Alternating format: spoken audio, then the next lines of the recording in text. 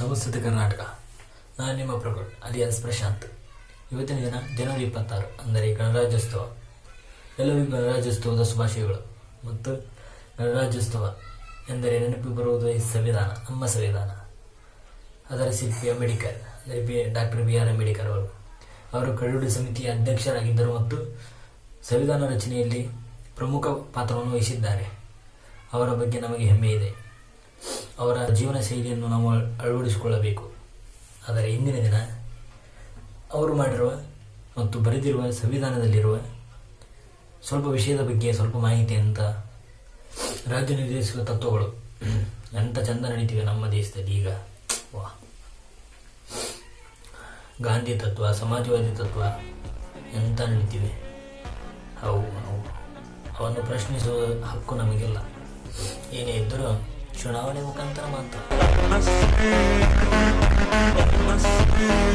Next, ಈಗ ಬಾಂಗ್ಲಾದೇಶದ ವಲಸಿಗರ ಕಡೆ ಸ್ವಲ್ಪ ಗಮನ. ಅಲ್ಲ, ನನಗೊಂದು ಅರ್ಥ ಆಗ್ತಾ ಇಲ್ಲ. ನಮ್ಮ ದೇಶದಲ್ಲಿ ಎಷ್ಟೋ ಚಿಕ್ಕ ಚಿಕ್ಕ ಮಕ್ಕಳಿಗೆ ಆಧಾರ್ ಕಾರ್ಡ್ ಅಲ್ಲ, ತಿನ್ನಲು ಅನ್ನವಿಲ್ಲ. ಆದರೆ ಬಾಂಗ್ಲಾದೇಶದ ವಲಸಿಗರಿಗೆ ಆಧಾರ್ ಕಾರ್ಡ್ ಅಲ್ಲದೆ ಬ್ಯಾಂಕುಗಳಲ್ಲಿ ದೊಡ್ಡ ದೊಡ್ಡ ಅಮೌಂಟಿನ ಲೋನ್ಗಳು.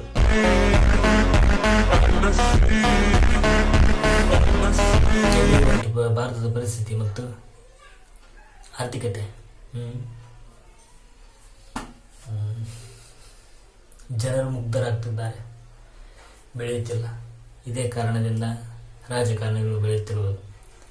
ಯೋಚನೆ ಮಾಡಿ, ಮತವನ್ನು ನೀಡುವಾಗ ಯೋಚನೆ ಮಾಡಿ ಮತ್ತು ಸಂವಿಧಾನಕ್ಕೆ ಒಂದು ಗೌರವ ಕೊಡಿ. ನಮಗೆ ಹಕ್ಕನ್ನು ಕೊಟ್ಟಿರುವುದು ಸಂವಿಧಾನ, ಬಿಟ್ಟರೆ ಯಾವ ರಾಜಕಾರಣಿಗಳಲ್ಲ. ಡಾಕ್ಟರ್ BR ಅಂಬೇಡ್ಕರ್ ಮತ್ತು ಸಂವಿಧಾನ ರಚನಾ ಸಮಿತಿ. Even though